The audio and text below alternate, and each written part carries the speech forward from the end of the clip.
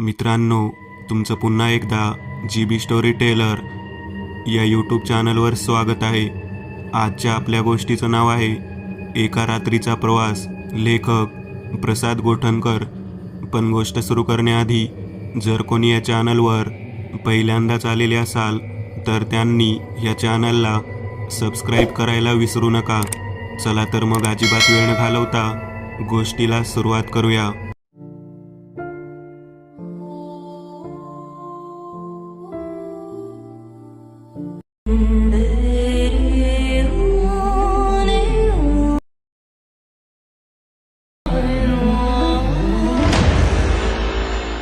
नुकत्याच परीक्षा संपून गेल्यामुळे सुट्टी होती आणि सुट्टी लागताच कोल्हापुरात मन काही केल्या लागेना.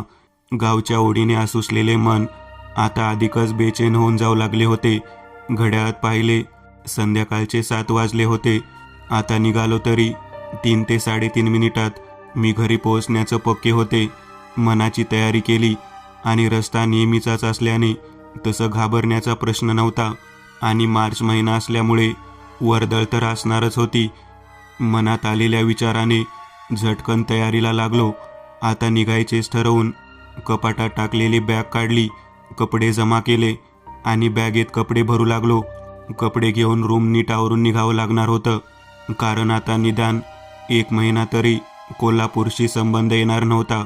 कोकण मातीचा गंधच काहीसा मोहक, मनाला भुरळ घालून आपल्याकडे ओढत खेचत आणणारा. शिक्षणासाठी कोल्हापूरला आलो आणि काहीसा कोकणच्या मातीपासून दूर गेल्याचा भास होत होता. इंजिनिअरिंगची वर्ष पूर्ण होईपर्यंत हे सहन करावं लागणार होतं. तसं कोल्हापूरसुद्धा काही वाईट नाहीच. मनाने प्रेमळ आणि अस्सल कोल्हापुरी खवेगिरी खूप अनुभवली होती. रांगड्या मातीचा सहवास, कोल्हापुरी भाषा, लयीत बोलणारे ते शब्द खूप भन्नाट. सुरुवातीला जर काही शब्दांच्या बाबतीत संभ्रम झाला, पण जसजशी वर्ष निघून गेली तसा मी सुद्धा त्यात समरस होऊन गेलो. अगदी कोल्हापूरकर म्हणून. सगळी आवराआवर होईस्तवर 9 वाजले होते. थोडंसं पोटात टाकून रूमची चावी मालकाकडे देत बाईकला स्टार्ट दिला. रूम मालकाचं घर बाजूलाच लागून असल्याने त्यांना सांगून निघालो. दिवसभर शांत असलेली पल्सर 220 फुरफुरू लागली. तशी गाडीसुद्धा माझी 4 वर्षांची सोबती होती, अगदी वाटाड्याच माझी. गिअर टाकला तसा गाडीने वेग घेतला. आता मात्र रात्रीच्या अंधारात लाईटच्या लकलकाट चमकून जाणारी कोल्हापुरी नगरी स्वर्गाची अनुभूती देत होती. अंगात जॅकेट आणि हेल्मेट असल्याने वाऱ्याचा मारा तसा कमी जाणवत होता आणि शहराच्या वर्दळीच्या भागातून माझा स्पीडसुद्धा अगदीच कमी होता. दसरा चौकाच्या पुढच्या बाजूच्या पंपात पेट्रोल टाकून एक चहा मारून पुन्हा गाडी स्टार्ट केली. आता डायरेक्ट बावड्यात थांबायचा विचार करून वेग दिला आणि माझी गाडी डौलात निघाली. रात्रीचा अंधार कापत आपल्या हेडलाईटच्या प्रकाश झोतात डांबराच्या काळ्या रस्त्यावरून एक गाडी मागे सारत वेगात निघालो होतो. घरच्या ओढीने मनात गावच्या आठवणींनी आतापर्यंत ताबा घेतला होता. आता मी कोल्हापूर विसरून कोकणच्या लाल मातीचा थाट आठवत होतो. त्याच ओढीने चाललो होतो. गावच्या वाटेला 1 ते 1.5 तासाच्या सलग सफरीने मी अपेक्षित वेळात बावड्याला पोहोचलो होतो. बस डेपोच्या बाजूलाच गाडी लावून तोंडावर गार पाण्याचा भपका मारून कॅन्टीनमध्ये एक चहा घेतला. गरम गरम चहाच्या घोटाने जरा हायसं वाटलं. थोडा वेळ असाच जाऊ देत मी पुन्हा एकदा बाईक स्टार्ट केली. बाईकचे टायर चेक केले. सर्व ठीकठाक असल्याचे पाहून पुढे निघालो, कारण बावडा घाटामध्ये कसलाच आधार नसणार होता. ना कोणी गॅरेज, ना कोणी घर. रोजचा प्रवास असल्याने तसा मी निर्धास्त होतो. थोडा वेळ असा समोर दिसणाऱ्या रस्त्याने आता उताराला सुरुवात केली आणि मी वेग कमी केला. एक मोठं वळण पार केलं आणि अंगाला गार वाऱ्याचा स्पर्श झाला. घाट सुरू झाल्याचा तो संदेश होता. लाईटच्या उजेडात चमचमणारी घरे आता दिसेनाशी झाली होती. काळोख्याच्या काळ्या डोहात मी हातात खोलवर शिरत होतो. रस्त्याने येणाऱ्या वाहनांची संख्यासुद्धा आता कमी झाली होती. वेगावर नियंत्रण करत मी घाटाचा वळणावळणाचा रस्ता मागे सारत होतो. सुट्टीच्या कल्पनेने जरा वेग नाही म्हटलं तरी जास्तच होता. मध्येच एखादा ट्रक किंवा कंटेनर सोडलं तर छोटी गाडी अशी क्वचितच सरकत असे. या घाटातून रात्रीचा हा अनुभव होता. कोल्हापूरला आल्यापासून हा रूट माझा नेहमीचा असल्याने सराईतासारखा मी बाईक चालवत होतो. मनाच्या धुंदीत वाऱ्याच्या बोचऱ्या गारव्यात गाडी चालवणे म्हणजे एक अद्भुत अनुभव असतो, पण सोबत कोणीतरी असावं लागतो. आता मात्र मी एकटाच गाडी चालवत होतो. विचारांच्या धुंदीत बाईकच्या हेडलाईटच्या उजेडात काहीतरी चमकल्याचा भास झाला. समोरच्या वळणावर काहीतरी सफेद रंगाचा मानवी आकृती वजा काहीतरी असल्याचं दिसत होतं. जसजशी ती जवळ येत होती तसतशी मोठी होत जात होती. काहीतरी असेल म्हणून त्याकडे दुर्लक्ष करून वळण घेतलं आणि काहीतरी झपकन जवळून गेल्याचा भास झाला. हेल्मेटमुळे तेवढंसं जाणवलं नसलं तरीसुद्धा हेल्मेट हलला होता तेवढं मात्र जाणवलं होतं. गाडीवर उजेडात उडणाऱ्या पटांगण कंटाळून हेल्मेटची काच खाली केल्याने आता वारा चेहऱ्याला लागत नव्हता. पण ते सफेद काय असेल नक्कीच कोणीतरी माणसाच्या आकृतीसारखं दिसत होतं. पाठमोऱ्या बसलेल्या माणसाने पाठीवरून शाल अगदी डोक्यावरून घ्यावी अगदी तसंच दिसलं होतं. तसंसुद्धा या घाटाच्या बाबतीत खूप दंतकथा ऐकून होतोच, त्याने मनात जरा धस झालं. गावात खूप ऐकलं होतं.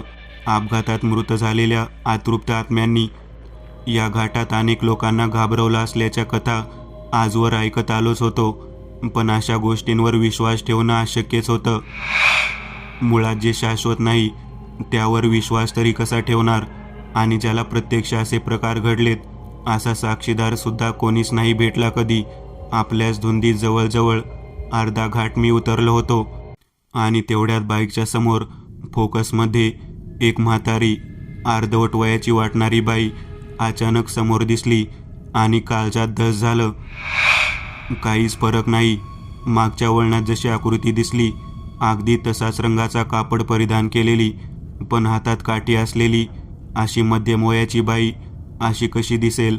आणि ते सुद्धा या भयान काळोख्या घाटात जिथे कोणी चिटपाखरूसुद्धा रात्रीचं थांबायला घाबरतं.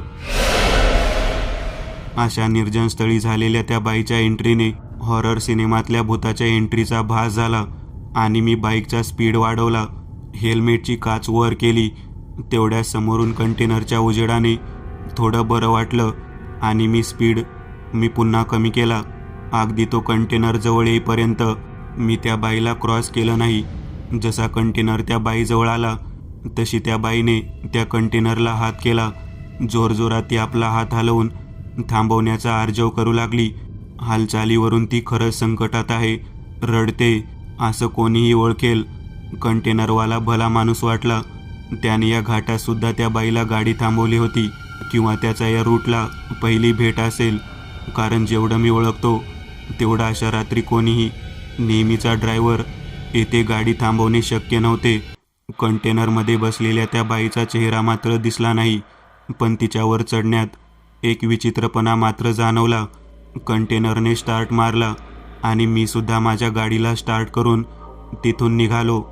पण काही केल्या आधीच्या वळणावर पाहिलेला पाठमोरा आकृती वजा सफेद कपड्यात लपेटलेला आणि आता थोड्या अंतरावर दिसलेली ही बाई यांच्या पोशाखात मात्र साम्य होतं. याचं गणित काही कळलं नाही.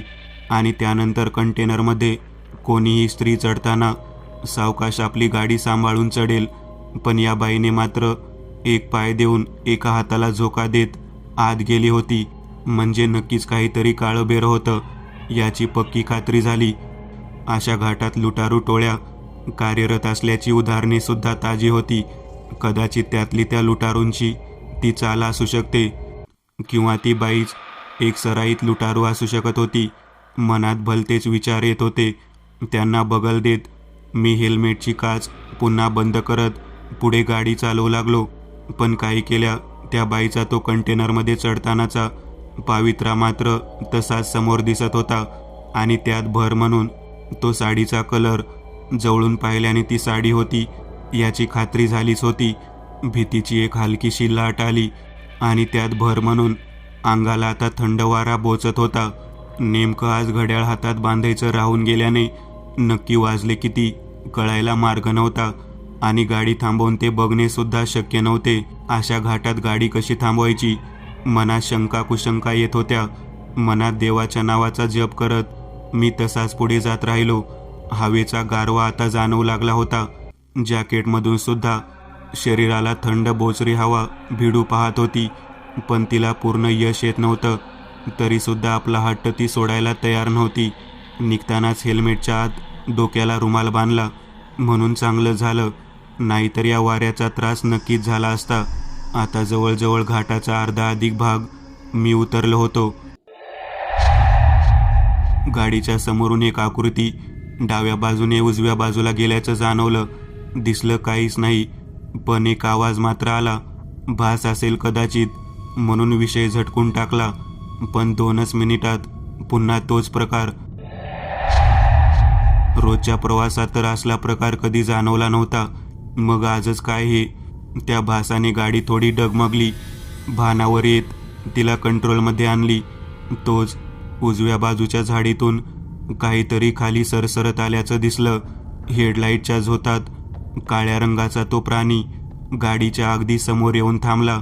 हेडलाईटच्या उजेडात त्याचे डोळे चमकले, लांब शेपूट आणि मांजरीसारखा, पण थोडा मोठा प्राणी रोखून माझ्याकडे बघत असल्याचं त्याच्या चमकणाऱ्या डोळ्याकडे बघून कळलं. तशी गाडीला ब्रेक मारला. आवाज करत पल्सरने एक गचका घेत थांबली. पाय खाली लावत तसाच उभा राहिलो. स्पीडमध्ये असल्याने ब्रेकचा आवाज आला होता. आलेल्या आवाजाने थोडा बिथरला आणि जागच्या जागीच हालचाल करू लागला. रोखलेली नजर आता इकडे तिकडे फिरत होती. हीच संधी साधून मी गाडी स्टार्ट केली आणि हॉर्न मारला. आवाजाने घाबरलेला तो प्राणी उजेडात समोर पळाला. एव्हाना मी गाडी चालू करून स्पीड हलका करून जाऊ लागलो. 10-15 पावलं गेला असेल नसेल, बाजूच्या झाडीत पळाला. तसं मी सुद्धा गाडीचा स्पीड वाढवायच्या विचारात असतानाच पुन्हा फिरून गाडीच्या समोर येऊन माझ्याकडे रोखून पाहू लागला. नजरेत एक जरब दिसत होती. घाबरून बाजूला जाईल म्हणून हॉर्न मारला, पण आता त्या हॉर्नचा त्याच्यावर काही परिणाम झाला नाही, म्हणून गाडी अंगावर घालण्याची हूल दिली. तसा थोडा पुढे जाऊन पुन्हा थांबला. हाच प्रकार जवळजवळ मी 3-4 वेळा केला, पण तो प्राणी मात्र रस्ता सोडायला तयार नाही. पाहून आता काही झालं तरी निघायचं म्हणून गाडीला स्पीड दिला आणि त्याच्याकडे दुर्लक्ष करत सुसाट निघालो. अंगावर येणाऱ्या गाडीला पाहूनसुद्धा त्याने आपली जागा सोडली नाही. बाजूने गाडी घ्यावी म्हणून त्याला कट मारला, पण माहीत नाही बावरला असेल किंवा अजून काही. गाडीच्या चाकाखाली आला आणि एक विक्षिप्त असा आवाज त्याच्या ओरडण्यातून आला. मानवी आवाज, आणि ते सुद्धा एका प्राण्याच्या तोंडून. त्या आवाजाने अंगावर भीतीची लाट मी म्हणून आली. अंगावर भीतीने काटा आला. आता काही झालं तरी गाडी थांबवायची नाही म्हणून गाडीला वेग दिला. तशी गाडी भन्नाट वेगात पळू लागली. काळजात धस होऊन गेलं त्या घटनेने. मागे काय झालं ते पाहण्याचं धाडस सुद्धा झालं नाही. विचित्र आलेला तो आवाज, तो विचित्र प्राणी, कधीही न पाहिलेला. सारं विचित्र अनुभूती होती. भीतीच्या छायेत थोडा पुढे गेलो असेल, पुन्हा एकदा तेच भास व्हायला लागले. कोणीतरी इकडून तिकडे डोळ्याजवळून सरकन निघून गेल्याचं जाणवत होतं, पण समोर दिसत मात्र काहीच नव्हतं.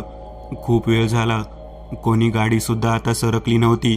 भीतीने अंगावर पाणी जमायला लागलं. थांबणे तर शक्यच नाही. काही झालं तरी गाडीवरून बाजूला जायचं नाही हे पक्क होतं, कारण कुठेतरी ऐकलेले शब्द आता आठवू लागले होते. इंजिनला भूत घाबरतात, चालू गाडीजवळ कोणी येत नाही, वगैरे वगैरे. आठवणीनेच थरकाप उडायला लागला होता. आणि त्यात कोणी सांगितलेल्या रात्रीच्या कहाण्या आणि ती सुरुवातीला दिसलेली बाई. ओ शट, तिचा विचार मनात येताच समोर कोणीतरी पुन्हा गाडी खाली आलं होतं. दगडावरून उडावी तशी गाडी उडाली होती. आउट ऑफ कंट्रोल जाणाऱ्या बाईकला कसेबसे कंट्रोल केले तोवर गाडी समोरच्या दगडावर आदळली होती. एक दणका बसला. तसा मी पुरता हादरलो. नशीब बलवत्तर म्हणून गाडी पडली नव्हती. लघुशंकेची एक जोरदार कळ आली. जीवाची घालमेल चालूच होती. असा प्रकार पहिल्यांदा घडत होता. लघुशंका उरकून एक मोकळा श्वास घेतला आणि गाडीला चाचपून पाहिलं. ठीकठाक असल्याचं पाहून समाधान वाटलं. गाडीला किक मारली तशी माझी लाडकी पल्सर फुरफुरू लागली. गिअर टाकत पुन्हा वाटेला लागलो. मागे पाहण्याचा विचारसुद्धा मी मनातून ओढवून लावत होतो. अंधारात बुडालेला घाट आता भयान वाटत होता. स्मशान शांतता आणि फक्त गाडीचा आवाज सोडलं तर बाकी काहीच नाही. समोर एका मोठ्या अरुण वळणाला क्रॉस केला आणि भल्या मोठ्या काळ्या दगडावर पुन्हा एकदा घाटाच्या सुरुवातीला दिसलेलं ते आकृती वजा बाईचं धूळ त्या दगडाच्या कपारीवर बसलेलं. अनाहूत एक औंढा घोटला. भीतीने काटा आला. आता काही झालं तरी थांबायचं नाही, तिकडे पाहायचं नाही म्हणून स्पीड अजून वाढवला आणि बाजूने वळण घेत त्या आकृतीला मागे सारलं. आता त्या आकृतीची हालचाल अजिबात दिसली नाही की काही आरडाओरडसुद्धा नाही. थोडा पुढं गेलो असेल नसेल, गाडीच्या उजव्या आरशावर काहीतरी चमकलं. नजर समोर होती त्यामुळे काही कळलं नाही, पण चमकला हे मात्र नक्की. थोडं घाबरूनच आरशात पाहिलं, पण काळोखा व्यतिरिक्त काहीच कळेना आणि दिसेनासुद्धा. काळोखात आरशात दिसणार कसं हे पण खरं होतं. भास असेल म्हणून पुढे चालवत राहिलो, पण का कुणास ठाऊक पुन्हा एक पुसटशी आकृती आरशात दिसून लुप्त झाली. आता मात्र माझं लक्ष आरशात जाऊ लागलं. तसं स्पीडसुद्धा कमी झाला. काहीतरी होतं एवढं नक्की, पण काय माहीत नाही. आरशाच्या काचेत येणारी आकृती मी आरशात पाहताच लुप्त होत होती. नक्की कोणी होतं का भास काही कळत नव्हतं. तेवढ्यात गाडीला धक्का बसल्यासारखं झालं. चालू गाडी थोडी हलली. आपलं लक्ष आरशात असेल म्हणून कदाचित झालं असेल असं वाटून समोर पाहत गाडी चालवू लागलो. गाडी हलली याचा अर्थ नक्कीच काही झालं होतं.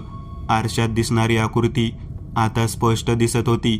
माझं पूर्ण लक्ष त्या आरशातल्या आकृतीकडे होतं. गाडीचा वेग पूर्णपणे मंदावला होता. मध्ये समोर पाहून गाडी कंट्रोल करत होतो. आरशातील चेहरा आता स्पष्ट दिसू लागला. श्वास अधिक जोरात चालू लागले. धडधड वाढली. अंगात भीतीची लाट संचार करू लागली.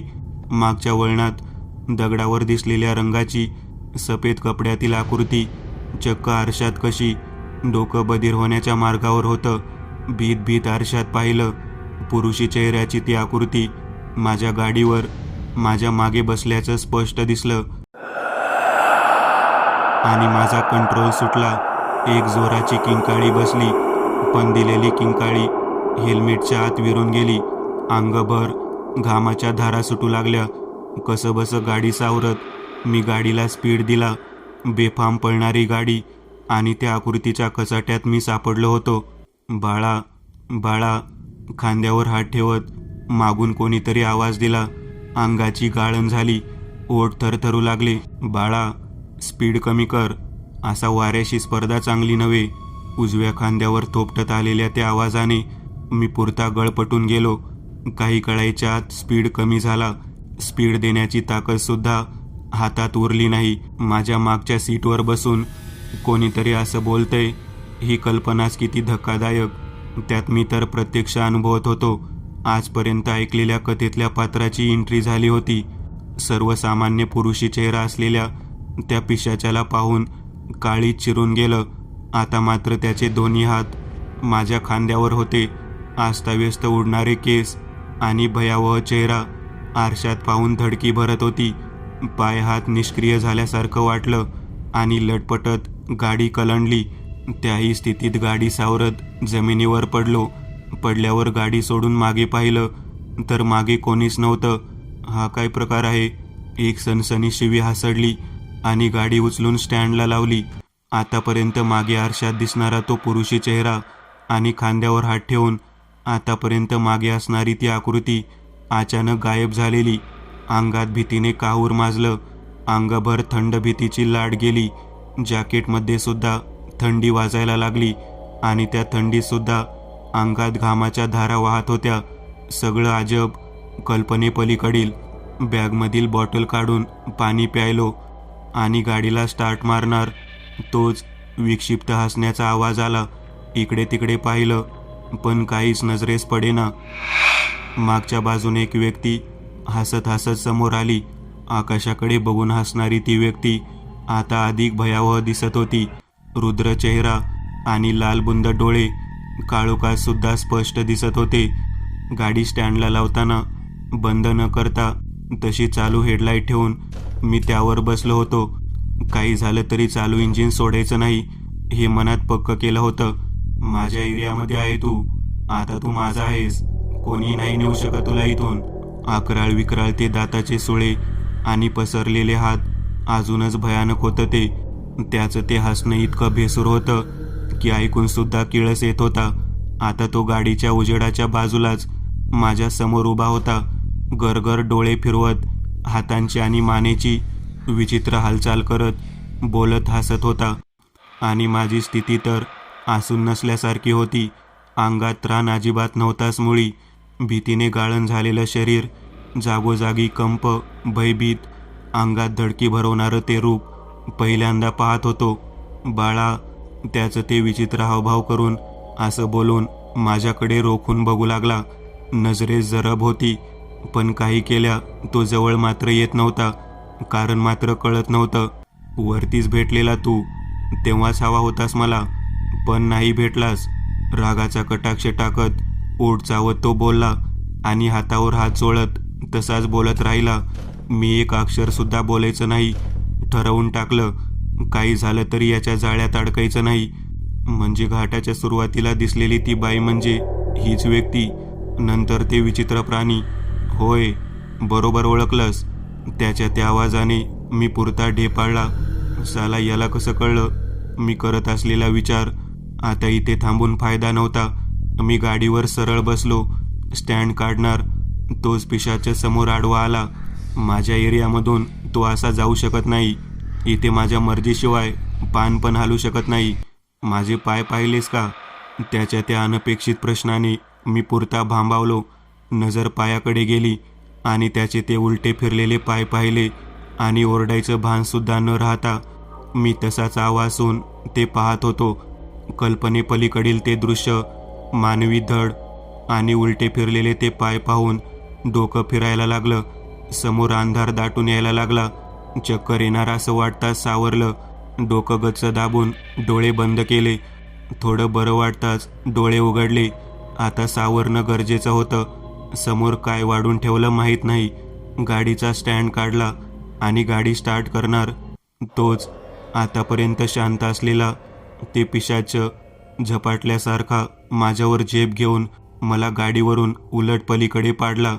चालू गाडीवरून पाडल्यामुळे गाडी समोर जाऊन पडली आणि मी एका साईडला उडालो. तुला बोललो, हा माझा एरिया आहे, ऐकलं नाही? विचित्र आवाज काढत आपले टोकदार दात दाखवत रागात पाहत होता. त्याचे टोकदार दात मध्ये छोटे होऊन पुन्हा मोठे सुळे होत होते. गाडीवरून बाजूला गेल्याने आता मला धोका होता. कारण इंजिनजवळ सहसा भूत येत नाही हे मी ऐकून होतो. पण आता ती शक्यतासुद्धा धूसर झाली होती. बाईकपासून मी तरी 5-6 फूट दूर होतो. आतापर्यंत काहीच हालचाल न केल्याने त्याने अचानक अशी झडप घातली होती की मी पुरता उलट पडलो होतो. आता पूर्णपणे मी त्याच्या पकडीमध्ये होतो. नख वाढलेल्या हातांच्या बोटाने चेहऱ्यावरून हात फिरवताच गाल फाटल्याचं जाणवलं. रक्त गालावर ओघळल्याने गरम गरम जाणवत होतं. डोळ्यात पाणी दाटून आलं. पण मी हातबल होतो, काहीच करू शकत नव्हतो. बोटाला लागलेलं ते रक्त आपल्या वाकड्या तिकड्या मानेच्या हालचालीने हसत हसत चाटू लागला. तसं तोंडून एक किंकाळी बाहेर पडली. पण उपयोग काहीच नव्हता. ऐकणारा सुद्धा कोणी नव्हता. कोणी नाही येणार. किती ओरडला तरी हा माझा एरिया आहे. त्याच्या त्या हास्याने आणि विचित्र हावभावाने मी अजूनच गोंधळून गेलो. आता तो पूर्णपणे माझ्या अंगावर झुकला होता. तोंडाचा घाणेरडा उग्र दर्प मस्तकात गेला आणि उलटीची उमाळी आली. इतका घाणेरडा उग्र दर्प डोळे बंद करून घेतले. आपले दात चकले. त्याने तोंड मानेकडे आणलं. तसं मी जोराची लात त्याच्यावर भिरकावली. पण काहीच नाही. उगारलेली लात त्याला भेदून तशीच खाली आली. पण त्याला मात्र काहीच झालं नाही. म्हणजे तो अदृश्य होता की सदृश मला काहीच कळत नव्हतं. दिसत तर होता, पण अंगावर आघात पण होत होता. मग माझी लात त्याला बसली का नाही? 1-2 अशा 3-4 लाथा मारल्या, पण निष्फळ. त्याचं ते अकराळ विक्राळ हसत माझ्या गावातून येणाऱ्या रक्तात खेळणं चालू होतं. आपल्या मजबूत हाताच्या पंजात मान पकडली आणि आपला चेहरा मानेकडे घेत आपल्या टोकदार सुळ्यांनी मानेला चावा घेणार. तोच जोराचा प्रकाश झोत आमच्यावर पडला तसा तो एकदम बाजूला झाला. उजेडात मात्र मला काहीच दिसलं नाही. फक्त त्याचा तो विचित्र आवाज माझ्या कानावर येत होता. रागात गुरगुरत होता. म्हणजे तो अदृश्य आत्मा होता, फक्त मलाच दिसत होता, पण उजेडात मात्र गायब झाला. म्हणजे उजेडात त्याला त्रास होत असणार. हीच संधी. होय, शक्ती नसलेला हात हलवू लागलो. जवळजवळ आलेल्या त्या प्रकाश झोताने डोळ्यावर उजेड पाडला. तसे डोळे बंद केले, पण गाडी काही थांबली नाही. नेहमीचे जाणारे या घाटामध्ये कधीच थांबत नाहीत हे ऐकलं होतं, पण पुढे जाताच ती गाडी थांबली. प्रखर उजेडाचे ते हेडलाईट तसे चालू ठेवत त्यातून 2 आकृत्या उतरल्या. रस्त्यात पडलेली बाईक पाहून इकडे तिकडे पाहिलं, पण त्यांना काही दिसलं नाही. त्यातल्या एकाने गाडीतून बॅटरी काढली आणि इकडे तिकडे शोधू लागला. पण या सगळ्या झटापटीत मी रस्त्याच्या बाजूला गेलो होतो. कसंबसं जोर एकवटत आवाज दिला तसं त्यांचं लक्ष माझ्याकडे गेलं. तसेच धावत येऊन त्यांनी मला उचललं आणि आपल्या गाडीत घेतलं. तोंडावर पाणी मारलं. तसा जरा शुद्धीत आलो. नशीब बलवत्तर म्हणून वाचलो होतो. विचारपूस करताच सगळी हकीकत सांगून टाकली. तसे त्यांच्या चेहऱ्यावर सुद्धा अशी भीती स्पष्ट दिसू लागली. सीटवर बसून माझी बाईक उचलून मागच्या हौदात टाकली आणि त्यांनी गाडी स्टार्ट केली. आयशर मॉडेल ते गुरगुरत मार्गाला लागलं. आपल्याकडील कसलासा मलम जखमेवर लावत क्लीनर सीटवर बसवलं. सावध होत मी खूप खूप आभार मानून त्यांना मदतीसाठी देवाच्या रूपात आल्याचं बोलताच ते सांगू लागले या घाटाची कहाणी. नेहमीचा रूट असल्याने त्यांना सगळी कल्पना होती. साधारण 6 ते 7 वर्षांपूर्वी असाच एक बाईकस्वार या घाटाच्या सुरुवातीलाच असलेल्या वळणावर अपघात होऊन पडला होता. पण या घाटात असलेल्या भीतीने कोणीच त्या बाईकवाल्याला मदत केली नाही. त्यामुळे तो तिथेच मृत झाला आणि तेव्हापासून या घाटात खूप जणांना तो अशा वेगात दिसतो, पण त्याच्या जाळ्यात जो अडकत नाही त्याला काहीच होत नाही. शक्यतो तो बाईकवाले आणि 4 चाकी गाड्यांना आपला लक्ष करतो आणि सिंगल बाईकस्वार असेल तर खूप त्रास देतो अशी ऐकिवात आहे. ड्रायव्हरने त्याला माहीत असलेली बातमी सांगितली आणि त्याही स्थितीत अंगावर सरसरून काटा उभा राहिला. म्हणजे किती मोठ्या आपदेतून सुटलो होतो याची आता कल्पना येत होती. ड्रायव्हर पुढे बोलत होता, असे खूप स्पॉट आहेत जिथे अशी भीती आहे. अपघात झालेल्या ठिकाणी ही भीती जास्त असते. म्हणजे ज्याचं मृत्यू होण्याची वेळ नसते किंवा वय नसतं अशी व्यक्ती जर अपघातात मरण पावली तर तिचा अतृप्त आत्मा त्या भागात फिरत राहतो. जोपर्यंत त्याचं मन भरत नाही, जोपर्यंत त्याचा काळ भरत नाही, तोपर्यंत तो असाच भटकत असतो त्याच ठिकाणी. ड्रायव्हर सांगत होता आणि मी भीतीने गारठून ऐकत होतो. किती भयानक होतं हे सगळं. अतृप्त आत्मा, ते भूत, त्याचं ते घाबरवणे, शहर येत होते. भीतीने अंग थरथर कापत होतं. देवाचा धावा करत मी तसाच बसून होतो. किती वाजले? ड्रायव्हरला प्रश्न केला. तसं घड्याळात बघत 1:40 झाल्याचं बोलला. म्हणजे मी 2 ते 2.5 तास तिथेच होतो या घाटात आणि अजून पूर्ण घाट उतरलो नव्हतोच मी. डोळे घट्ट बंद केले आणि देवाचे आभार मानले. खरंच आज यांच्यामुळे वाचलो होतो. एकूण असलेल्या बावडा घाटाच्या या कथेचा मी साक्षीदार झालो होतो. कल्पनेत सुद्धा धडकी भरवणारा हा एका रात्रीचा प्रवास माझ्या आयुष्याला पुन्हा नव्याने जन्म देणारा ठरला होता. डोळे घट्ट बंद केले आणि धडधडणाऱ्या छातीला हात लावत हृदयाची धडधड जाणवत होती. भेटलेल्या 2 देवमाणसामुळे आज त्या अतृप्त आत्म्याच्या तावडीतून सुटून पुन्हा एकदा एका रात्रीच्या प्रवासाला लागलो होतो. मी एक नवीन चॅनल ओपन करत आहे. त्यावर तुम्हाला ॲनिमेटेड हॉरर स्टोरीज पाहायला मिळतील. त्या चॅनलची लिंक या व्हिडिओच्या डिस्क्रिप्शनमध्ये दिलेली आहे. चॅनलला सबस्क्राईब करायला विसरू नका. मित्रांनो, आज पुरतं एवढंच. तुम्हाला जर काही गोष्ट आवडली असेल तर नक्की लाईक करा. तुमच्यापैकी बरेचसे जण व्हिडिओ लाईक न करताच पळून जातात, पण हा जर व्हिडिओ तुम्ही लाईक केला तर मला जरा बरं वाटेल आणि असेच भारी भारी व्हिडिओ बनवायची माझ्यात एनर्जी येईल. त्यामुळे नक्की लाईक करा आणि अजूनही कोणी या चॅनलला सबस्क्राईब केलेलं नसाल तर लगेच सबस्क्राईब करून टाका आणि बाजूची घंटी ती मात्र दाबायला विसरू नका. देवाची घंटी आहे ती. चला तर मग पुन्हा भेटूया अशीच एक आगळी वेगळी गोष्ट घेऊन पुढच्या भागात.